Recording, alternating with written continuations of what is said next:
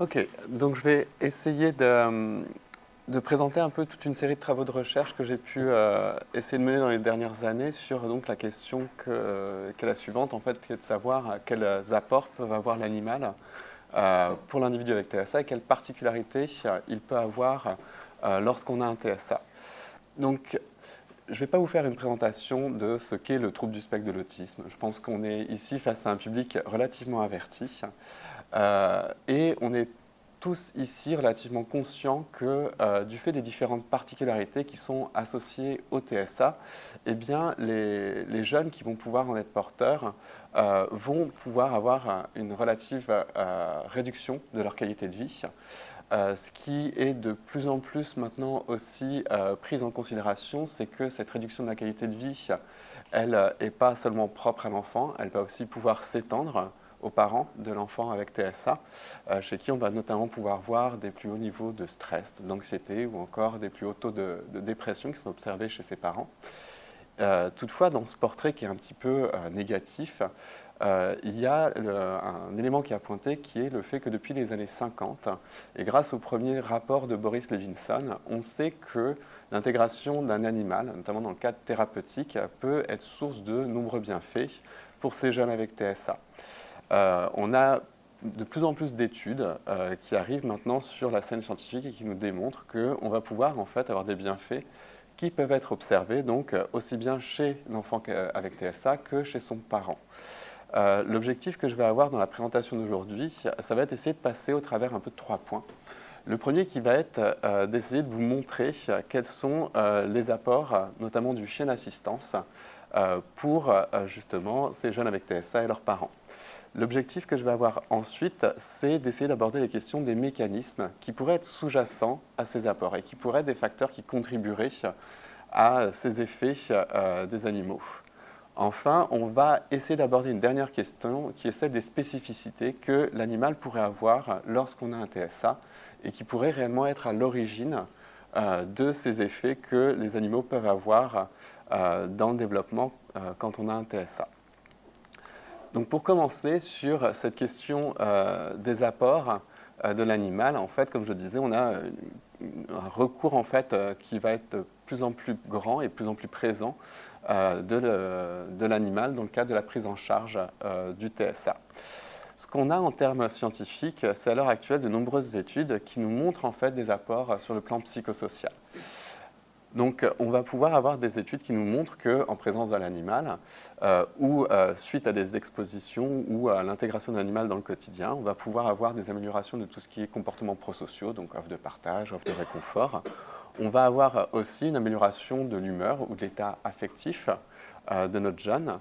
Et on va pouvoir aussi observer qu'on a des habiletés sociales qui sont améliorées et de meilleures habiletés de communication. Donc ici, ça inclut tout ce qui va être initiation des interactions, maintien des interactions, tout ce qui va être éléments non verbaux dans l'interaction, donc regard, ou encore tout ce qui va pouvoir être gestuel. Et on a même des éléments qui vont nous orienter vers des améliorations de tout ce qui va être production verbale. De l'autre côté, ce qu'on va pouvoir voir, c'est une réduction de tout ce qui va être retrait social, rigidité comportementale, réduction aussi des comportements de crise. Là, je le creuserai un petit peu après. Et on verra aussi notamment une réduction du stress, à la fois ressenti avec certains travaux qui nous montrent même en fait des améliorations de tout ce qui est dosage de cortisol chez les jeunes. Toutefois, là, je vous présente des travaux qui sont très condensés et qui incluent en fait différentes formes d'exposition à l'animal. Donc l'animal ici peut être juste de l'ordre de l'animal de compagnie qui est présent dans le quotidien de l'enfant. On peut avoir aussi tout ce qui va être médiation animale, où là vous avez donc un professionnel qui intervient auprès d'un bénéficiaire avec un animal, donc là qui peut être soit des fins d'activité, soit des fins thérapeutiques. Tout peut varier, mais aussi on est sur une exposition qui va être plus sporadique et pas une exposition continue. Et enfin, un dernier cadre qu'on va pouvoir avoir, c'est celui du chien d'assistance, donc on va venir un peu creuser là pendant les prochaines minutes.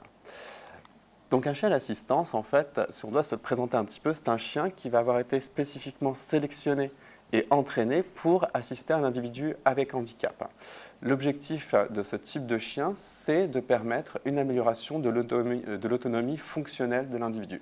Donc le chien est remis auprès, ici dans notre cas en fait, du jeune avec TSA et de sa famille, et va pouvoir l'accompagner au travers de toutes les activités quotidiennes et dans tous les lieux du quotidien. Donc il a accès à tous les transports publics, tous les lieux publics, et ça sans restriction.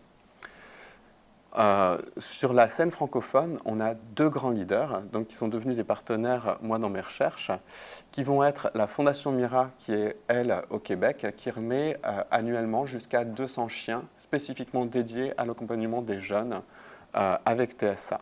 En France, nous avons l'association Andy Chien qui remet entre 50 et 70 chiens par an, donc qui sont appelés des chiens d'éveil pour des jeunes qui peuvent présenter un TSA. À savoir qu'ici, juste pour précision, on est sur deux organismes qui font une remise de manière complètement gratuite. C'est un don qui est fait à la famille. Avec des chiens qui, en termes de coûts de formation, on est sur des coûts qui avoisinent entre 15 et 20 000 euros par chien. Donc, si on se penche maintenant sur les datas scientifiques qu'on a sur les apports de ces chiens spécifiquement, ce qui a pu être démontré jusqu'à présent, c'est que suite à l'intégration de ces chiens dans les familles d'enfants avec TSA, ce qu'on va pouvoir observer, c'est des améliorations sur différents symptômes qui sont associés au TSA. On va pouvoir avoir une amélioration de tout ce qui est bien-être émotionnel. Donc, on va avoir une réduction de stress, donc là notamment réduction du cortisol chez ces jeunes, amélioration de la confiance en soi, estime en soi. On va pouvoir aussi avoir des améliorations du développement psychosocial. Donc on observe chez ces jeunes-là notamment des améliorations de tout ce qui va être comportements sociaux, habileté sociale, habileté langagière. Et on va même pouvoir observer une réduction de tout ce qu'on va qualifier comme les comportements problèmes.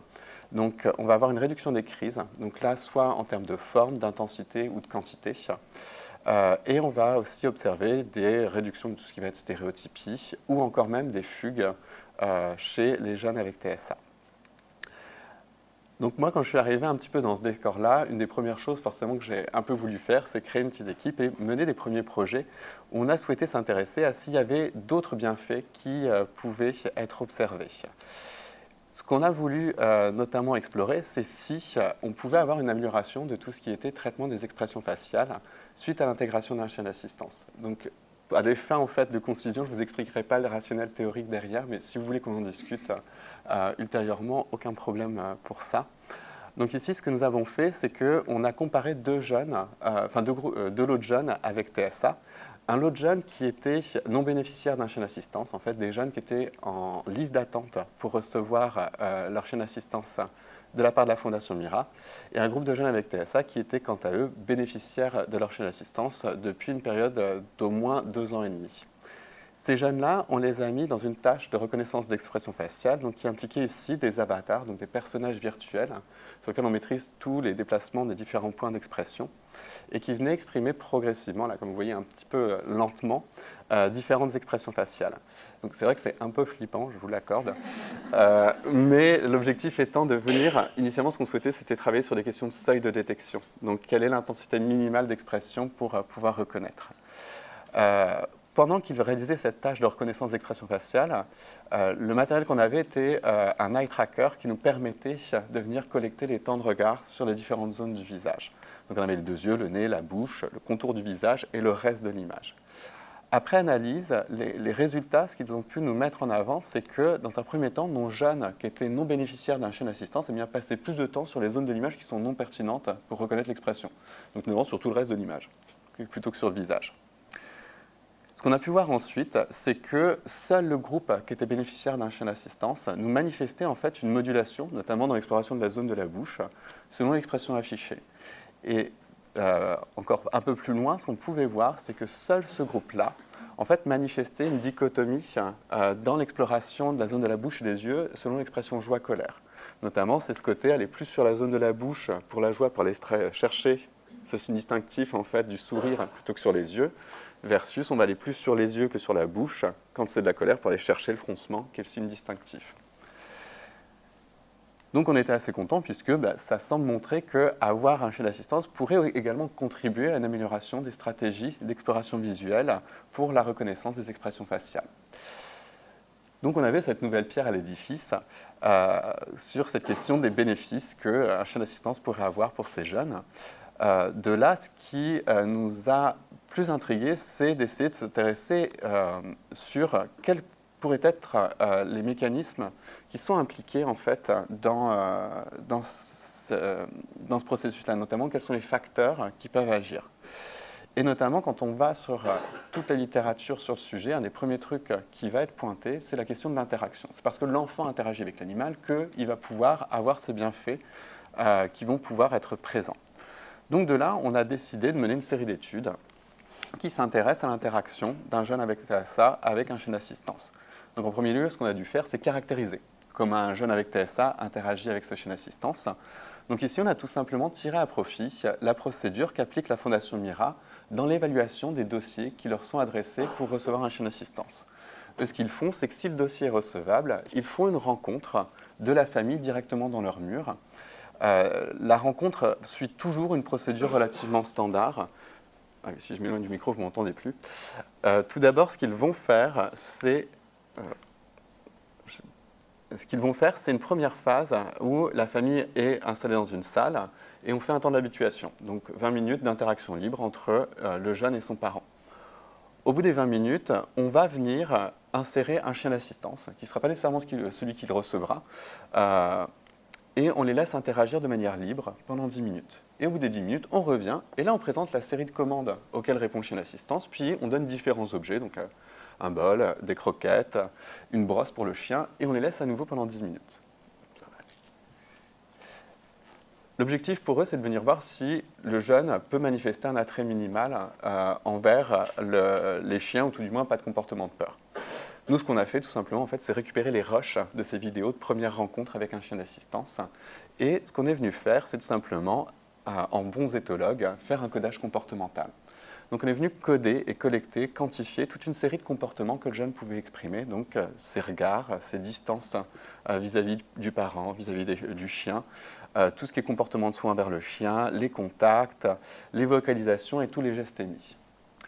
Après analyse, ce que ça nous a permis, c'est de venir observer que dans cette première situation de rencontre avec un chien d'assistance, eh bien de manière générale, nos jeunes avec TSA à échelle groupe manifestaient en effet un attrait envers ce chien d'assistance en première rencontre.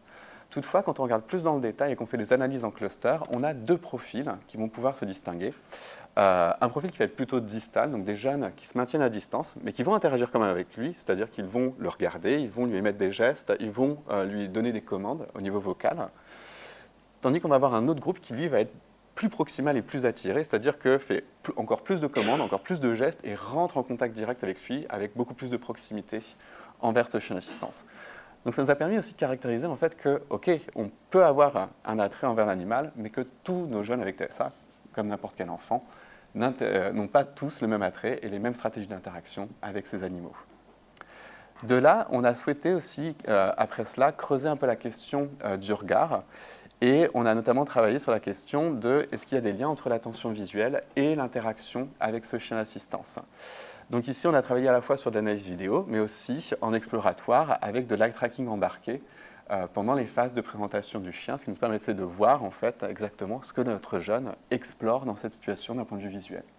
Et ça nous a permis d'observer que non seulement en fait, notre jeune manifeste une attention visuelle extrêmement forte envers le chien, et notamment que c'était la cible visuelle la plus regardée dans tout ce qui est présent dans cette pièce, malgré qu'il y ait le parent, des jeux, une psychoéducatrice qui prit la présentation du chien, mais qu'en plus, plus notre jeune portait attention aux cibles sociales, donc aussi bien chien qu'humain, plus par la suite il interagissait de manière privilégiée avec ce chien d'assistance-là.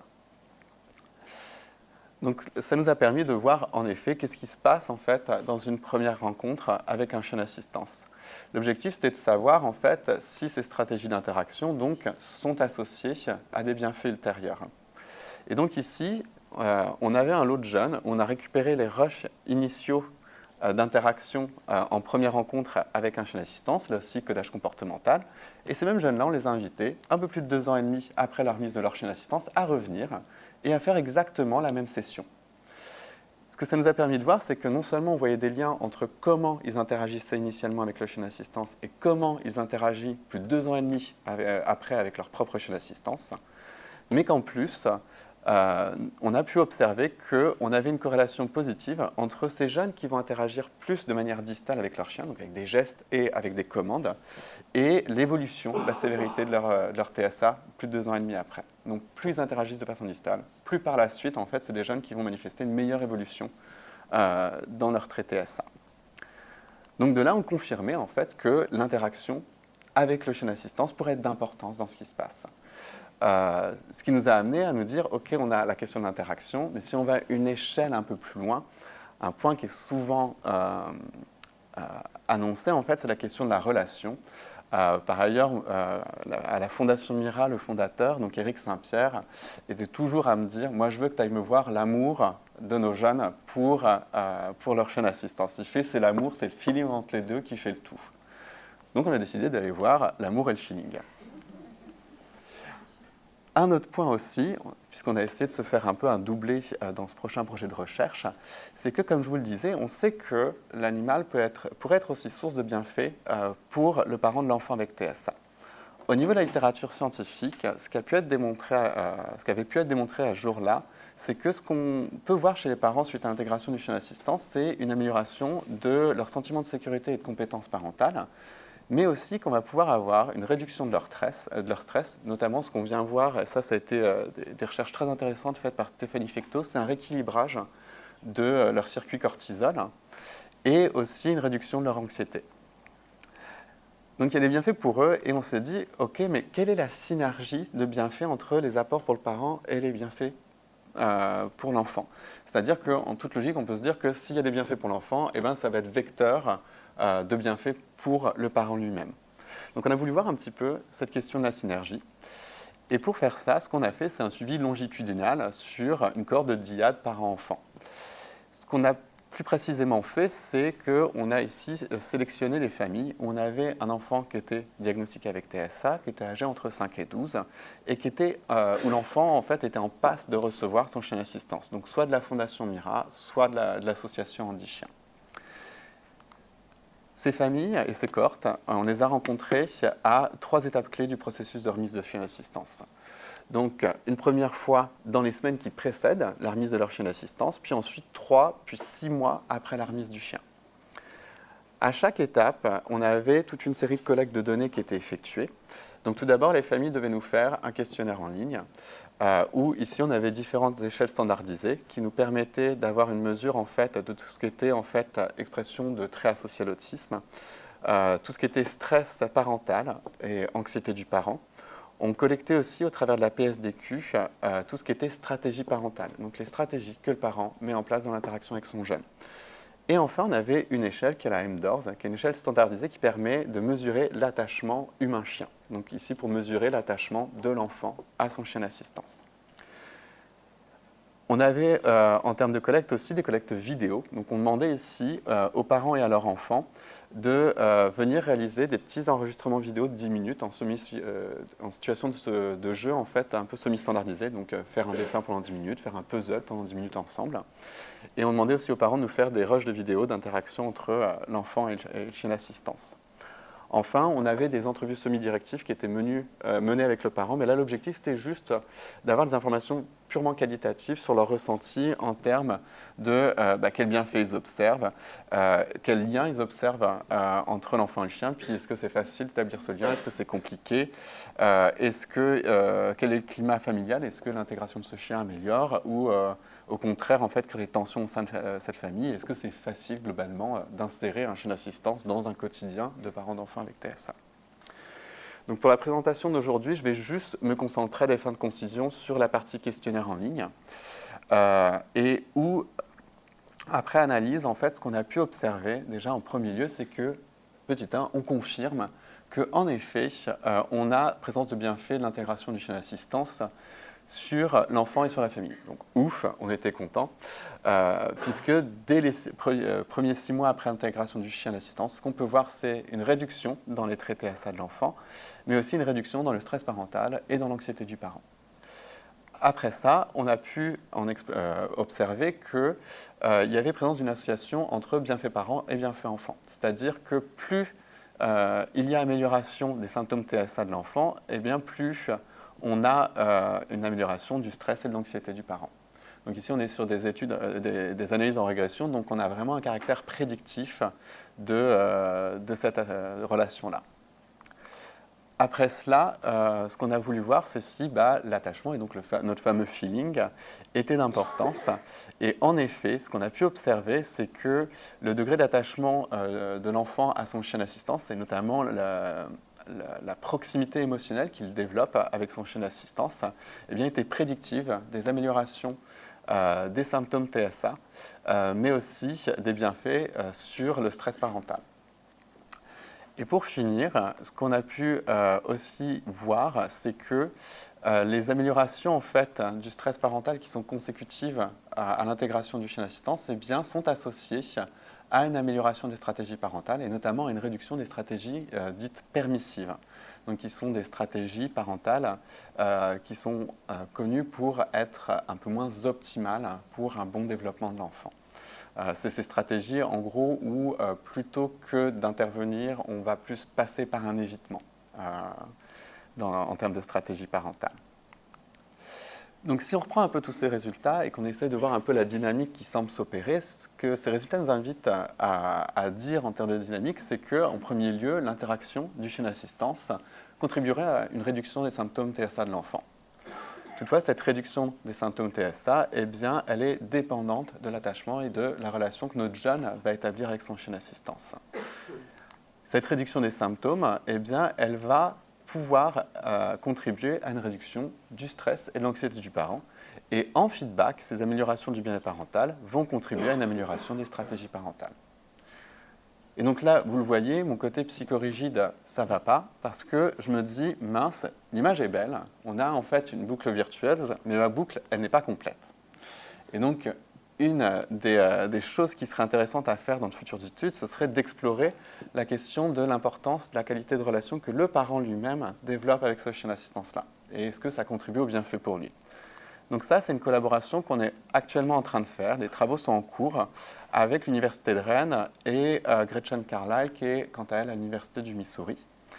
Pareil, dans une perspective de plus en plus systémique et en lien notamment avec les travaux assez brillants d'Emily Kapp, il serait intéressant en fait d'inclure tout le système familial. Et donc de venir voir aussi tout ce qui se passe en termes de répercussions sur le reste de la fratrie, sur l'autre conjoint, et qu'est-ce qui se passe à échelle de l'ensemble de la famille. Donc là, à l'heure actuelle, on poursuit un peu dans ces travaux. Je m'intègre aussi toujours dans ces questions en fait, des apports des animaux et des mécanismes qui sont sous-jacents. Cette fois-ci aussi dans des contextes de médiation. Donc là, je lance en fait des premières recherches, cette fois-ci donc sur les questions de médiation animale en dispositif Ulysse. Donc, à voir et à suivre. Mais donc, voilà où j'en suis sur la partie de tout ce qui est apport et mécanisme. Maintenant arrive la dernière partie, qui est celle en fait de qu'est-ce qui est particulier chez l'animal et qui pourrait expliquer pourquoi en fait ils arrivent à avoir ces effets. Et là, en fait, une première réponse est tout simplement que quand on se penche sur la littérature scientifique sur la question, ce qu'on observe en fait, c'est qu'on a différentes études qui nous montrent qu'il y a des spécificités dans l'interaction avec l'animal pour un individu avec TSA. Si on y regarde, on va avoir dans un premier temps, une des premières choses qui nous est toujours un peu relatée sur le TSA, c'est un moindre attrait dans les interactions sociales.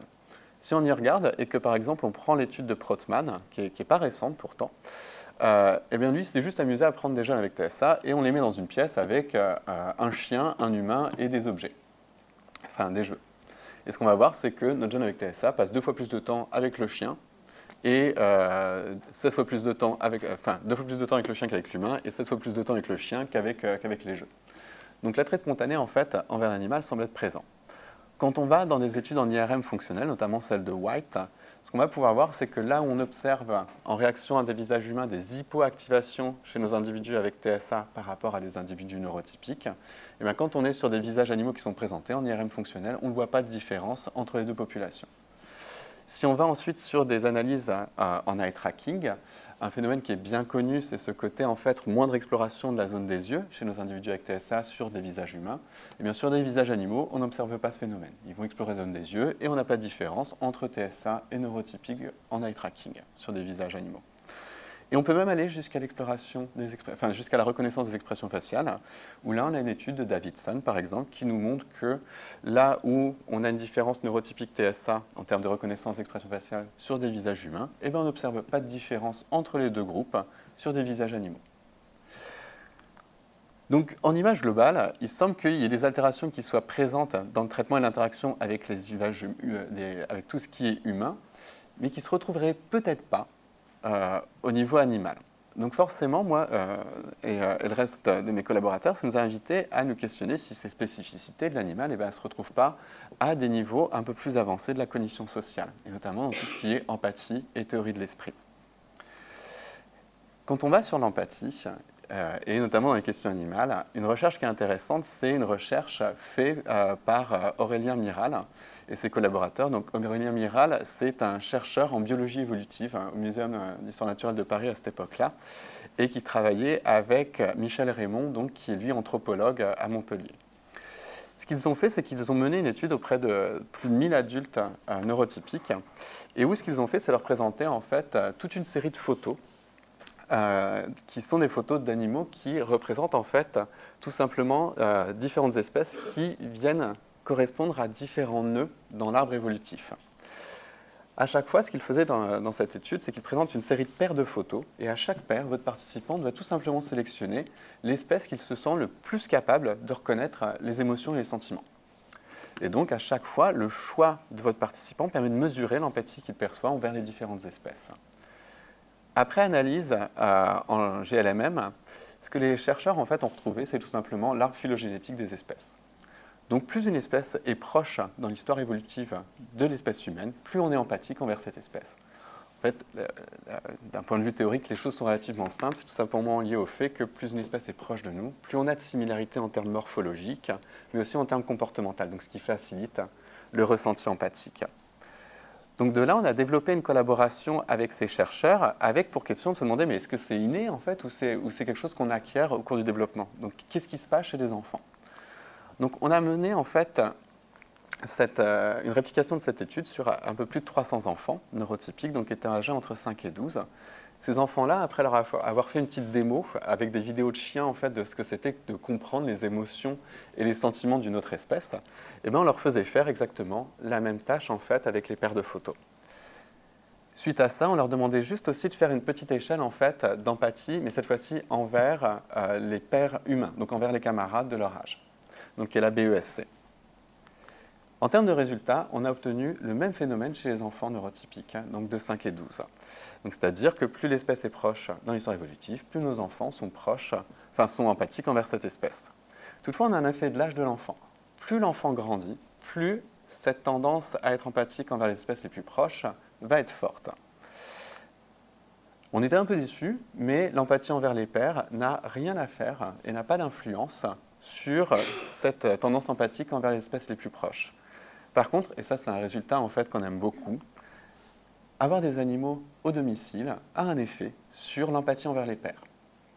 Donc nos enfants, s'ils ont des animaux au sein du foyer, en fait, sont plus empathiques que ceux qui n'en ont pas. Donc de là, vous vous en doutez, la question suivante en fait, puisqu'on voit en fait qu'il y a quand même en fait un aspect développemental et que cette tendance en fait se renforce à mesure de l'âge, ça a été de savoir, ok, mais qu'est-ce qui se passe en fait chez les individus avec TSA? Donc ce qu'on a fait dans un premier temps, c'est, au travers de cette collaboration avec Aurélien et Michel, c'est de faire une comparaison entre... c'est de leur demander de récupérer un lot de données. C'est-à-dire que Aurélien et Michel, quelques années après la première étude, ils sont rentrés en collaboration avec Marine Grand-Georges et ont répliqué leur étude, cette fois-ci avec un peu plus de 200 adultes avec TSA. Et en termes de résultats, ils observent la même chose. Nos adultes avec TSA vont préférer les espèces qui sont phylogénétiquement les plus proches dans ces choix empathiques. Sauf pour une espèce, qui est l'humain, qui va tomber au même niveau que les batraciens.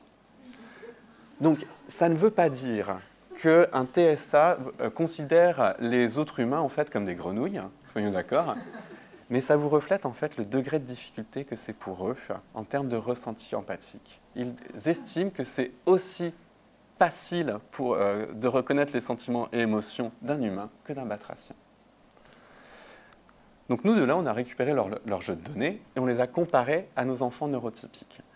Quand on les compare à nos enfants neurotypiques à des adultes neurotypiques, eh bien, ce qu'on observe en fait, c'est qu'on a le même phénomène que précédemment, mais on voit que le phénomène est plus accentué chez nos adultes que chez nos enfants. Ce qui est logique puisque un peu plus tôt, on voyait un effet de l'âge, comme je vous le disais. On compare ensuite nos enfants neurotypiques aux adultes avec TSA. Il n'y a pas de différence entre les deux pentes. Donc ça pose beaucoup de questions. Alors si on a une différence, bien entendu, c'est pour l'humain, là, comme vous voyez entouré en rouge, mais ça pose beaucoup de questions en fait sur qu'est-ce qui se passe en fait dans le développement en termes d'empathie envers les différentes espèces pour un individu avec TSA. Donc forcément, la suite de ces travaux-là, ça va être d'essayer de répliquer cette manip, mais cette fois-ci en fait chez des jeunes avec un trouble du spectre de l'autisme. Donc voilà, on en est là pour le moment sur cette étude d'empathie. Et vous vous en doutez, l'objectif après, c'est de venir s'intéresser à la question de la théorie de l'esprit. Et quand on s'intéresse à la question de la théorie de l'esprit dans le TSA et aux questions de tout ce qui est traitement des éléments animaux par un individu avec TSA, il y a un duo de chercheurs qui est très intéressant, qui est le duo qui est constitué par deux chercheurs anglais qui sont Liam Cross et Gray Atherton. Ce que ces deux chercheurs ont fait, c'est qu'ils ont essayé de creuser un petit peu cette question de la reconnaissance des expressions faciales. Ce qu'ils ont fait, tout simplement, c'est prendre un groupe d'ados avec TSA et qu'ils les ont mis en fait dans une tâche de reconnaissance d'expression faciale. Donc, ils ont utilisé pour une partie des stimuli des visages très classiques, donc qui nous expriment des émotions en fait, et rien de surprenant. Sauf que ça, c'était la moitié de leur stimuli. L'autre moitié, ils les ont passés au travers d'un filtre photo absolument horrible, soyons d'accord, mais qui vient juste ajouter un contour animal sur le visage et coloriser le visage. Donc tous les éléments internes du visage sont similaires, on est d'accord. La simple addition de ce filtre photo améliore la reconnaissance des expressions faciales chez nos jeunes avec TSA. Donc résultat très intriguant.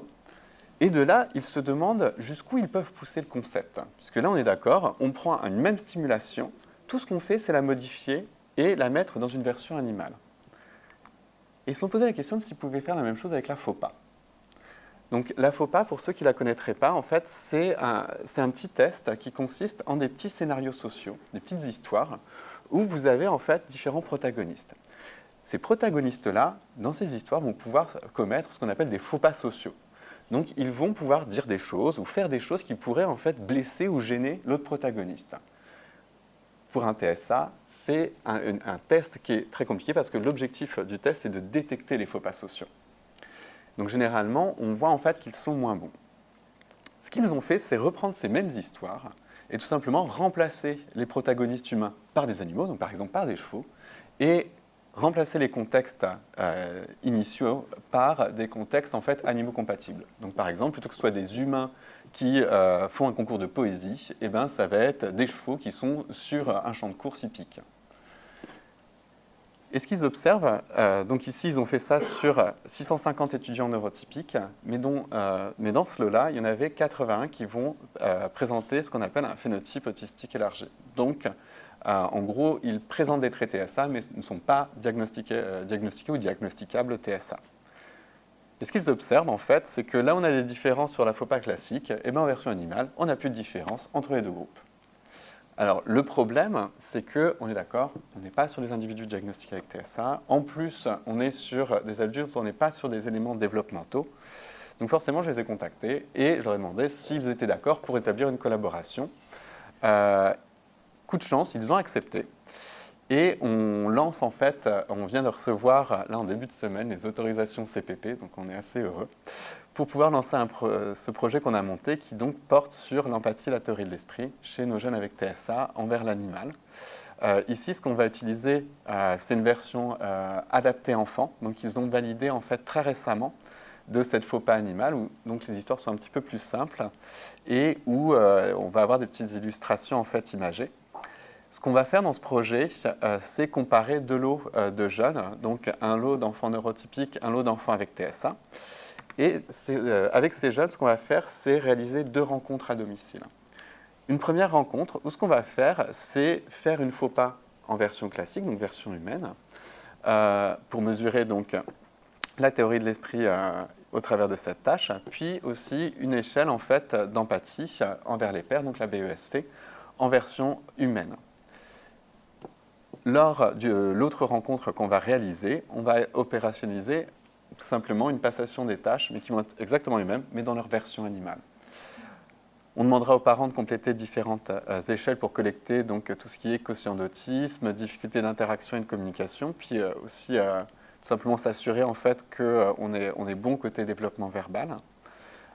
Et l'objectif, ça va être tout simplement de venir voir si, en effet, faire de la théorie de l'esprit et de l'empathie envers l'animal, c'est différent de l'humain pour un individu avec TSA. Puis l'objectif aussi, ça va être de voir un petit peu qu'est-ce qui se passe en termes de lien, empathie et théorie de l'esprit sur les 2 pans.